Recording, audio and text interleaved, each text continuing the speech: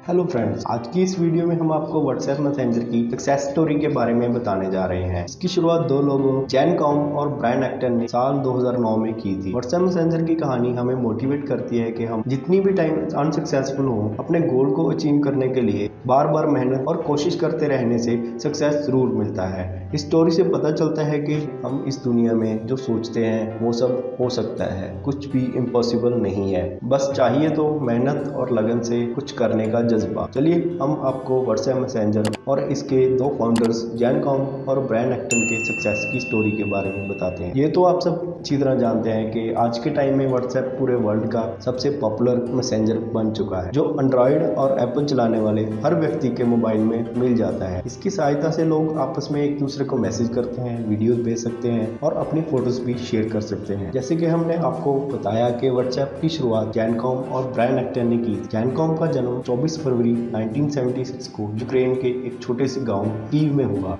Jan Koum की family एक middle class यहूदी फैमिली थी। उनके पिताजी कंस्ट्रक्शन करने वाली कंपनी में काम करते थे। उस समय यूक्रेन का माहौल और पॉलिटिक्स दोनों ही यहूदियों के खिलाफ। उनके परिवार को वहां पे बिजली और पानी तक की सुविधा तक नहीं मिल सकी और हालात बिगड़ते हुए देख के जैन कॉम 16 साल की एज में 1992 में अपनी माँ और अपनी दादी के साथ अमेरिका के कैलिफोर्निया में चले गए। वहां पहुंचकर उन्हें और उनकी फैमिली को अमेरिकी सरकार ने हेल्प की और 2 बेडरूम का एक अपार्टमेंट दिया। इसके बाद उनकी मॉम घर चलाने के लिए बेबी सिटर्स और जैन कॉम दुकान पर क्लीनर्स का काम करने लगे। 8 साल तक उन्होंने कंप्यूटर नेटवर्किंग सीखते हुए अपने आप को एक्सपर्ट कर लिया। वो पढ़ने के लिए पुरानी किताबों को स्टोर से खरीदते थे और उनको वापस कर देते थे और उन्हें पता चला कि उनकी माँ को कैंसर है, पर उन्होंने हार ना मानते हुए भी अपनी मेहनत को जारी रखा। San Jose State University California में कंप्यूटर साइंस और मैथ्स में एडमिशन ले ली। साथ ही अर्नेस्ट एंड यंग में सिक्योरिटी टेस्टर के रूप में काम करने लगे। अपनी स्टडी के टाइम पे उन्हें याहू कंपनी में इंफ्रास्ट्रक्चर इंजीनियर के रूप में काम करने का मौका मिला। साल 2000 में उनकी मां की डेथ हो गई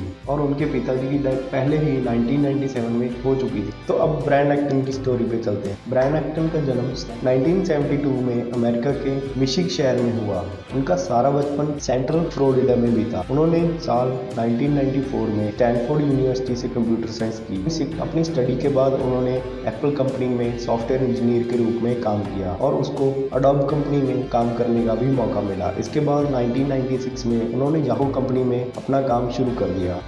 जैन कॉम और ब्रायन एक्टन की एक दूसरे से मुलाकात याहू में नौकरी करने के टाइम हुई। वो दोनों एक दूसरे के अच्छे दोस्त बन गए।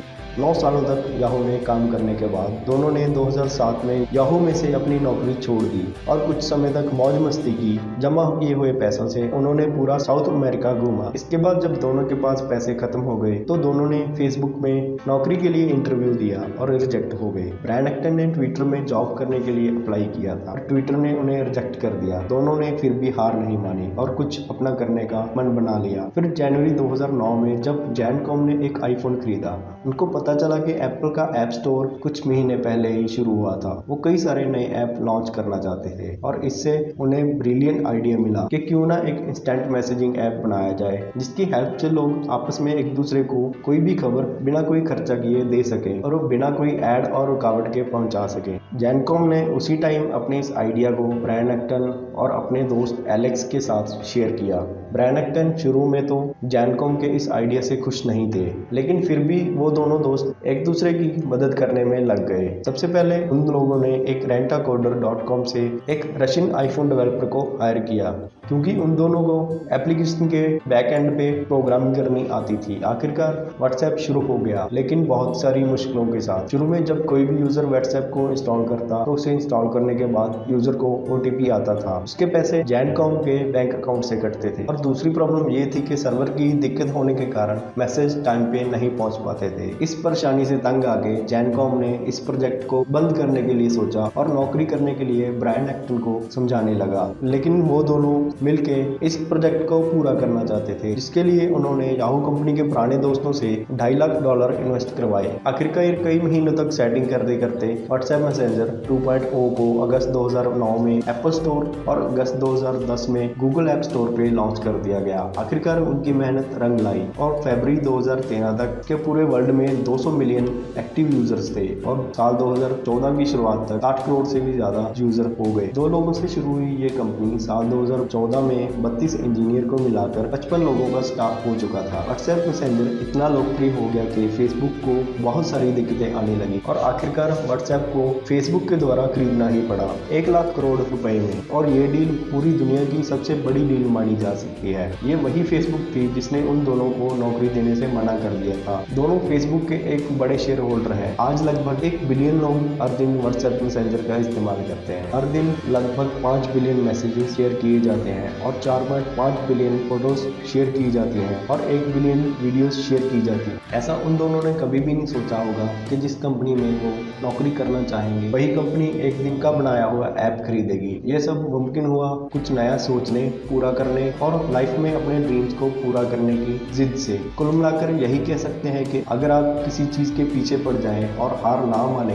एक ना एक दिन आपको वो चीज मिलके ही रहती है। रिसेंटली व्हाट्सएप प्राइवेसी को लेकर कंट्रोवर्सी भी हुई जिसमें इलॉन मस्क ने भी ट्वीट किया यूज सिग्नल। लेकिन मुझे लगता है व्हाट्सएप को क्विट करना मुमकिन नहीं है। व्हाट्सएप का बाइकआउट नहीं किया जा सकता। इसके पीछे स्ट्रॉन्ग रीजन है। आप टेलीग्राम और सिग्नल को यूज कर सकते हैं लेकिन ये प्रैक्टिकली इम्पॉसिबल है। आप सिग्नल को इंस्टॉल तो कर सकते हैं लेकिन आपके फ्रेंड्स और फैमिली आपको ज्वाइन नहीं करेंगे। आप भी व्हाट्सएप यूज कर रहे हैं क्योंकि सब लोग व्हाट्सएप यूज कर रहे हैं। नेटवर्क इफेक्ट आपको पता चलते हैं जब बहुत सारे यूजर्स एक ही प्रोडक्ट को यूज करते हैं। इवन फेसबुक भी ये चीज जानता है, इसीलिए ये हमारी प्राइवेसी से खेलने की कोशिश कर रहा है और हम में से आधे लोग तो प्राइवेसी रूल्स को एक्सेप्ट कर भी चुके हैं। तो फ्रेंड्स, ये तो थी व्हाट्सएप और उसके फाउंडर्स की स्टोरी। आपको ये स्टोरी कैसी लगी आप कमेंट करके जरूर बता सकते हैं और इस चैनल को जरूर सब्सक्राइब कीजिए ताकि हम आपके लिए और भी ऐसी वीडियोस लेके आए। Thanks for watching this video.